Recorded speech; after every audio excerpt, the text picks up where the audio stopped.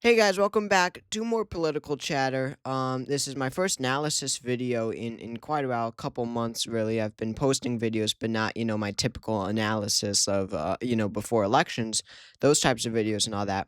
But I'm back to it. Definitely, they will be less frequent, obviously, in a non-presidential year, in an off year, right? Not even midterm election years, but 2025, you've only got two gubernatorial elections, and that's it.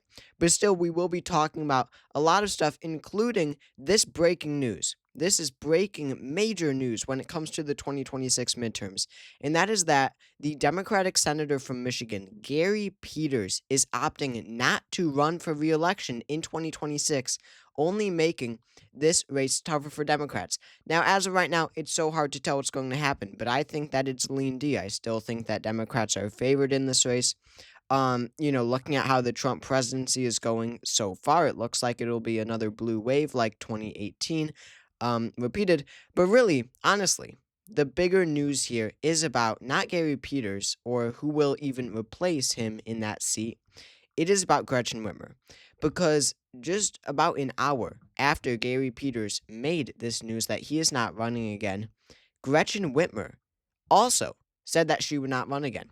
I mean, immediately on social media. The reaction after Gary Peters dropped out was, "Oh, of course it's going to be Gretchen Whitmer. The incredibly popular governor is going to, become the Democratic nominee, easily get that, win that primary so easily, maybe not even face any competition, and cruise to an easy election victory.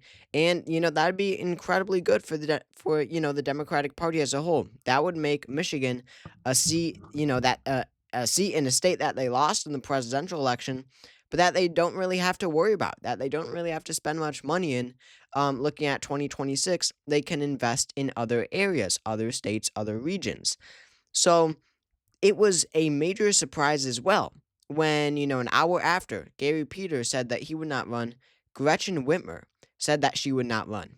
And what this ultimately means is that Gretchen Whitmer is probably going to run for president. Obviously, she is someone. If you know anything about, Democratic politics, if you're involved in Democratic politics at all, you know that Gretchen Whitmer does have a following, that people do want her to run for president. And she is very ambitious.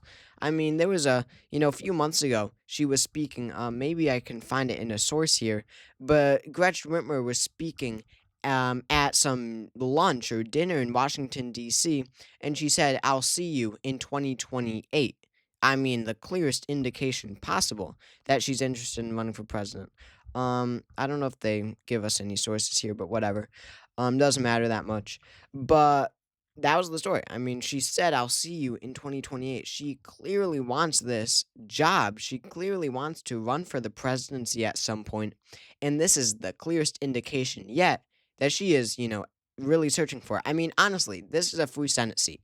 If Gretchen Whitmer wanted, as any governor would want, to, move up a step, become the senator from a swing state, continue to be popular probably, anyone would take that. You only don't take it if you think that you could take two steps up the ladder, right? Past senator, all the way up to Democratic nominee for president in 2028. Of course, this is an indication that she is looking for something bigger.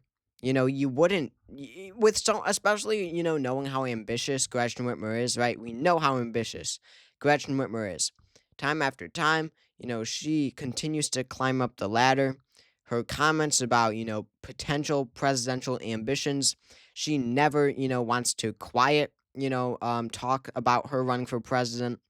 So someone like Gretchen Whitmer, knowing how she is, knowing how politically ambitious she is, this is, an obvious indication that, it's not that she loves the governorship so much and she doesn't want a Senate job.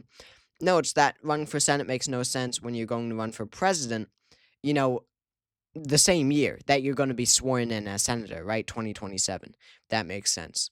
So that's extremely interesting. Gretchen Whitmer likely to run. And I would also know this. Well, I'll get to that in the end, actually. But when it comes to the actual Senate seat, It makes Democrats' job even harder. Of course, 2024 was a complete disaster for them. Republicans were down in the Senate 49 to 51. Now they gained 4 seats. Now they're up 53 to 47. And they have the vice presidency in the case of a tie. So, you know, in the 2024 race for Senate, Alyssa Slotkin won by just 0.3%. Now with no, Slotkin was not an incumbent. Now, of course, the environment, it's looking like it'll be very positive for Democrats. So again, I do think that they're favored there. But, a non-incumbent Senate candidate only won by 0.3 in 2024 against a Republican who, wasn't incredibly strong, right? Mike Rogers, he's on the stronger side, but not some, electoral juggernaut. So now Democrats have to look at this state with a very similar outlook as 2024. They have to expect an extremely close race like this. Of course, we'll see. We're still so far away from it. But it just makes Democrats' job harder in 2026. It really does. They're definitely not going to flip the Senate, and we'll see, if they make any gains at all. Because you've got Georgia, where John Ossoff has to hold on. And if Brian Kemp runs, and it's looking like the Republican governor, Brian Kemp, who's incredibly popular, will run, he's probably going to lose. That being John Ossoff. Ossoff would probably be unfavored. In a Ossoff versus Kemp race. But they've got North Carolina. That could be a flip if Rory Cooper runs. I mean, it's almost sure that Rory Cooper will run the Democrat. And we'll see if Tom Tillis gets primaried there. And then you've got Maine. You've got Susan Collins in Maine, the Republican senator from Maine. Of course, this is a Democratic state. Democrats thought that they were going to flip it in 2020, and Susan Collins ended up winning by 8 points. We'll see if it's different this time. So they do have flip opportunities, but you've got, if you're a Democrat, you've also got territories or states, obviously. But you've also got, electoral territory where you have to defend, hard. That being Georgia and now Michigan. That's important. It is important. Pennsylvania does not have a race in 2026. So that's where things stand right now. And I will also note, when it comes to Whitmer running for president, I will keep referring back to this. The first candidate to announce his candidacy in 2020, for the 2020 election against Donald Trump, was John Delaney. He announced on July 28th, 2017. This was for the 2020 election. He launched his campaign more than 3 years before the election. But even more, to put it into an even, more insane perspective, Donald Trump was sworn in, obviously, on January 20th, 2017. He announced his campaign, 5 months after Trump was sworn in, 5 or 6 months. So, point being, this didn't happen in 2024 on the Republican side. And we'll see if it happens this time. But point being, this election could start very soon. Now, of course, John Delaney wasn't a, top-tier major candidate. Andrew Yang would announce on November 6th. He was pretty top-tier. He lasted a while, but, not really any major shot at winning. Those candidates came later.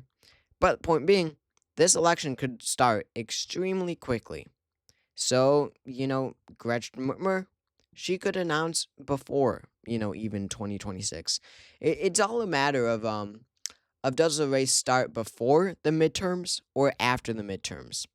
There's always a surge of candidates around a time. They kind of wait for each other. Sometimes to, there's always like a consensus basically among the candidates. Should we start this race before the midterms or after the midterms? 2024, the Republicans opted to do after the midterms. In 2020, the Democrats started. Some of the lower tier candidates started before the midterms.